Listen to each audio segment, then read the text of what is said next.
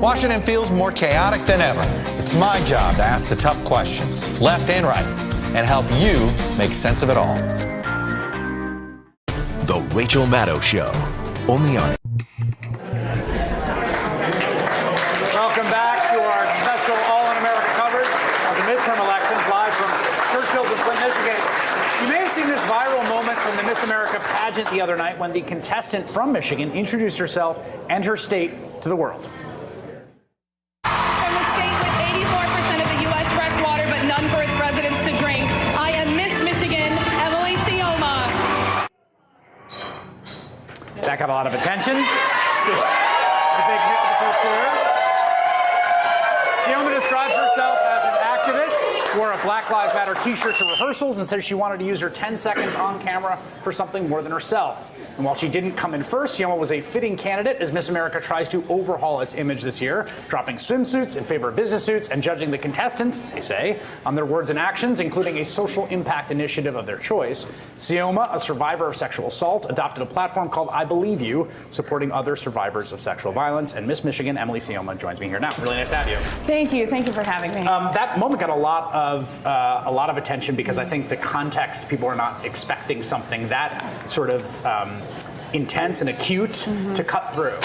Yeah, I think people have the stereotype that, women in the Miss America organization are the ones sitting in the cars in the parade and just waving. But truly, this was an opportunity for me to bring what we do the other 364 days that we're not on television competing for the title of Miss America, that we're servant leaders in our communities, raising the voices of others, and, just using the opportunity that we have to represent not just the great things, but also the hardships that, the communities we represent are facing. This was an interesting year. Gretchen Carlson, who was a former pageant winner and then went on to work at Fox News and then very famously blew the whistle on Roger Ailes, sued him, sort of began the process that brought him down. She was kind of brought back into the pageant to consult and sort of think about how to do this thing in the era of Me Too, in this sort of era of sort of calling the patriarchy for what it is. Do you think it worked? Well, I think that the women in this organization are the same now as they've been for years. They're brilliant leaders. They're determined. They're some of the most well-educated women that you'll meet. And regardless of if we're in a swimsuit or a business suit, we're deserving of respect. And we're doing the hard work that we see needing to be done in our community, talking about and championing our social impact initiatives, which we used to call them platforms. We've been doing that as long as this organization has allowed us to, as they've added these new portions. And so, of course, I would have loved to compete in the swimsuit, but I think now that people are just willing to have the conversation, since we're in the media so much, they're seeing that these women, they're not the leaders of the future, they're the leaders of today. You talked about a social impact initiative around surviving sexual violence or sexual assault, I Believe You, which seems really, really sort of crucially important in this particular moment. Why did you want to do that? Well, it's very timely, but this has been something I've been passionate about. I am a survivor myself of sexual violence, and I realized, being a student at the University of Michigan's campus, there weren't enough resources for survivors, and our communities weren't doing enough.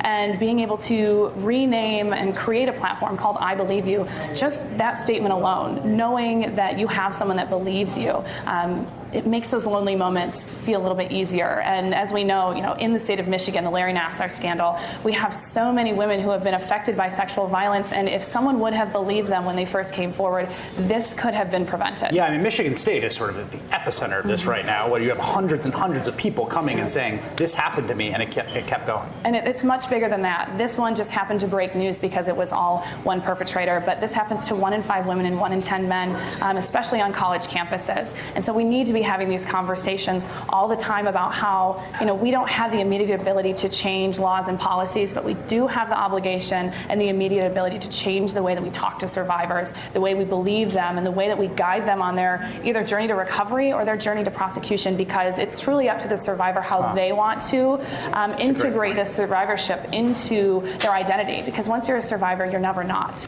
And we have to be thinking about that. That's a really interesting point, because I think there is so much focus on accountability rightly, and the criminal justice system is how people think about it. But to hear you talk about taking it from the perspective of the survivor about whether that's a choice that you want to continue to pursue.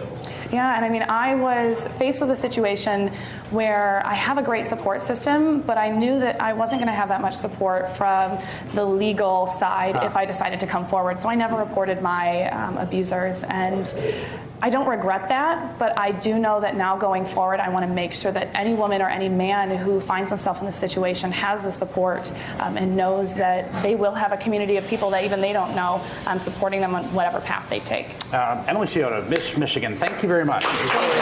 Awesome for you to come by.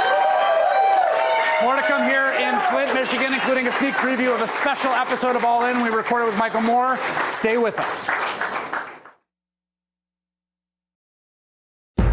You're watching MSNBC International. We will not be quiet. This guy's behavior doesn't make any sense. We will not back down. This doesn't look good, General.